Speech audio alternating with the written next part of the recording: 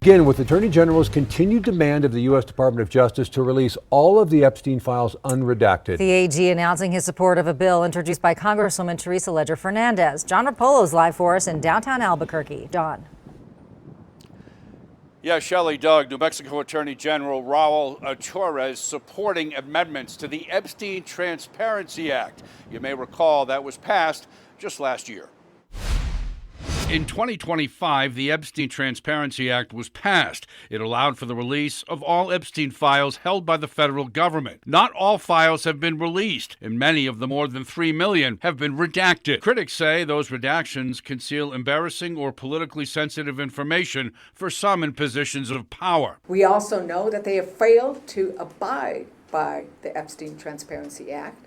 They've redacted important information, and then they have disclosed to the public the names and information about the victims. The US DOJ says it has refused to release all the Epstein files unredacted, citing victim privacy. To challenge the US DOJ's failure to release all the documents, New Mexico Congresswoman Teresa Ledger Fernandez co-sponsored the Epstein Transparency Files Act 2. The bill would give attorney generals across the country and Epstein survivors the right to sue the US DOJ for withholding or redacting records under the original Transparency Act. New Mexico Attorney General Raul Torres supporting that legislation. They have an affirmative obligation to provide records the minute we ask for it, and if they deny it, we have an independent cause of action. Torres opened up a criminal investigation into Epstein and Zora Ranch in February. He says the refusal to release unredacted Epstein files is hindering the state's investigation. Zora Ranch is referenced over 13,000 times in those files, and yet a good deal of the information that would be helpful and relevant to our investigators and prosecutors is redacted in full. Last week, Torres filed a lawsuit against the US DOJ to force the release. Normally,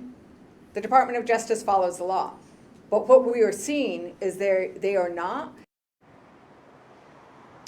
Yeah, you know, we reached out to the US DOJ early this morning about that new proposed legislation, but we never heard back. We'll have more on this coming up at 6. We're live.